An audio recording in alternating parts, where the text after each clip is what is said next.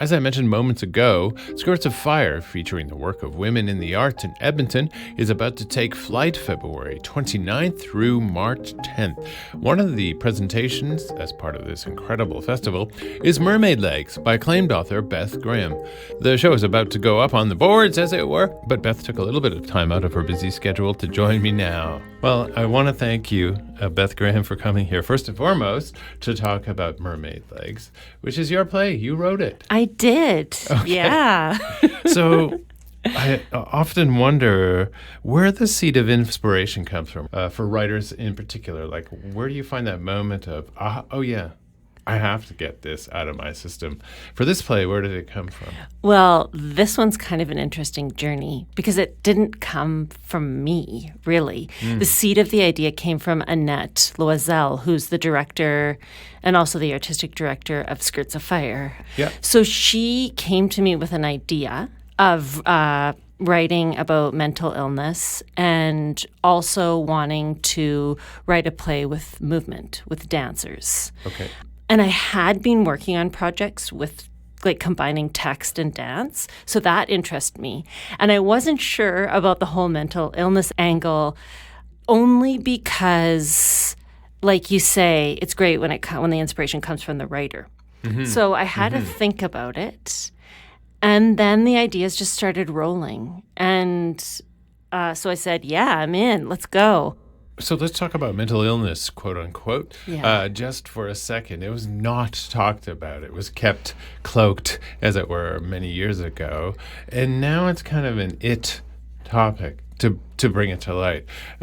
So how do you take a unique approach in tackling that subject matter in Mermaid Legs? Yeah, we talked to a lot of people living with mental illness, and we talked to those that had been diagnosed with bipolar disorder in particular, and also those who were close to them.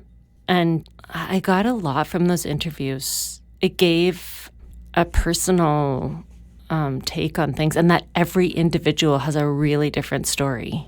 Was that what was most revelatory for you about going down the road of doing research for Mermaid Legs, as you realize, to blanket something with the term mental illness, that's a really broad thing to cover, and there's so many, there's so much nuance to be found in there. Oh, yeah. And that it's so individual. But there are things there were commonalities, common struggles, lots of common struggles with the healthcare system. Of course. Yeah, and just understanding, I guess, who you are with it, and that it doesn't change who you are. It's just, I guess, like the revelation of having a diagnosis, too, was pretty common for everyone to be like, I finally had a different understanding of myself. And that it was both a good thing and a daunting thing to be diagnosed with a mental illness. Yeah, where you can see in some ways it might set one's mind at ease, but then it's like opening a new chapter in a book, as it were, and going forward with it. Yeah. So you chose for your subjects in this play three sisters. Yeah? If you can, without giving too much away, provide a short synopsis of what the play's about. Yeah, I don't have a sister, but I'm kind of obsessed with a sisterly relationship. Okay. So they're three sisters, and I guess like the inciting incident is that one of them takes off, leaving the other two to try and determine where she is and what's happened. Okay. And then we learn about their history through that kind of initial incident.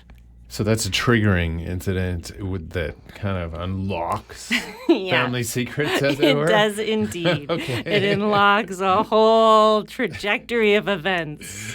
And we don't want to get into details because people have to come see the play, Mermaid Legs.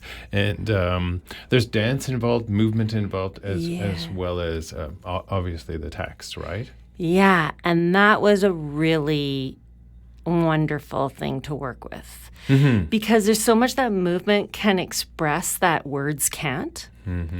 So I think the experiment and the challenge for me was, how do I write to encourage movement and also not say things to encourage movement? So it's like it was able to kind of show what was happening between the sisters when they weren't saying what they really needed to say to each other, or what was going on in one of the sisters' interior lives. So now you're in the thick of it. You're probably to the point where dress rehearsals are happening. Does anything surprise you from page to stage, as it were? Yeah, I think always. A lot of the surprise came for me this time through in the dance.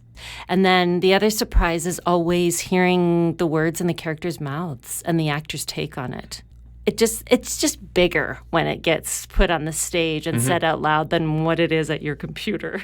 Well, thanks, Beth Graham, for coming in and chatting with us on Thoroughfare this afternoon. Look forward to seeing Mermaid Legs. You can find out more information by going to the SkirtsAfire website. Thank you. For all of the programming, it's SkirtsAfire.com. And again, things get underway February 29th. I'm Tony King. This is Thoroughfare from your ckua.